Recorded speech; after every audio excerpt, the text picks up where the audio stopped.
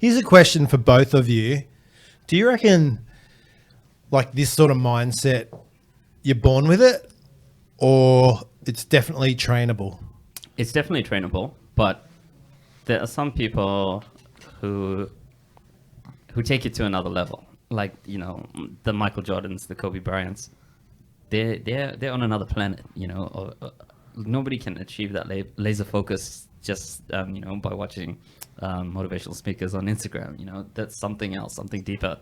You know, the search for for greatness that they're going through. It's definitely both, though. It's nature versus nurture, which is apparently the study that we learnt about in university recently. It says it's 30% what, you know, you're born with and 70% you're the product of your environment, which makes sense. But I agree there. I think you have to learn it more than you're born with it. I think setting patterns as well. You know what I mean? Like it's always how long they say it's like to create some sort of pattern in your life takes 3 to 4 weeks. It's not that long, but it's those first 3 to 4 weeks of consistently showing up before it actually becomes routine in your life. 21 days to form a habit. There you go. Yeah. It's not that long, really, No, when you not look at at all. over a lifetime or even over a year. 21 days to form a habit. You just got to push through those first 21 days and then you'll start to realize the benefits. Like, I think a lot of people need to remind themselves as well, I feel great after I train or after I work out. Like, you know, it's just getting going. And this is another thing I used to say when I was actually training people is, you give me 10 minutes. If you don't want to train after 10 minutes, fine, go home. Yeah. But if we're 10 minutes in, pretty much guarantee that most people will continue. You might get the occasional person that just goes, I feel sick today or whatever, but just commit to the first 10 minutes of a workout. Exactly. And you don't even, you're not committing to say, I'm going to start working out twice a week or 3 times a week, 4 times a week for the rest of the year. Commit to your first workout.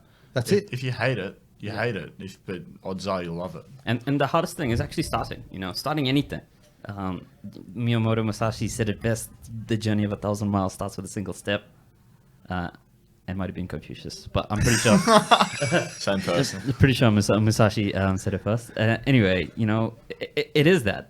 It's, you know, when it's winter and you come home from work and you're not really feeling like going to the gym, that's the day you need to go to the gym. Yeah, let's push through it. It is intimidating when you first walk into a gym, depending on the gym environment. And that's another big thing that people are sort of worried about is like, oh, I've walked into this big world gym and there's a whole heap of just massive dudes and I'm this skinny guy just starting training. I'm embarrassed. Yeah. I've got news for those people. The big guys are too busy looking at themselves in the bloody mirror than worrying about some new guy over in the corner doing his exercises. Most people go to the gym for themselves, not to worry about what everyone else is doing. So I know it's sort of a bit of a self-confidence thing, but no one's looking at you. Yeah, nobody cares about you. No one worries about you. So don't let that stop you from getting in a gym. Like, I'd much prefer someone in there at least doing something, whether they're doing the exercises wrong or they are some skinny little kids starting out. That was everyone at some point was that person starting every out. Person. Yeah. Even the biggest guy in the gym, you know, he started off lifting weights for the first time at some point, you know. I know, and you'll probably notice those guys that consistently show up, they'll get results quicker than those that sort of a couple of months on, couple of months off, and I don't know, you get to know those other guys and you get some tips and and they'll help you and you become friends with them.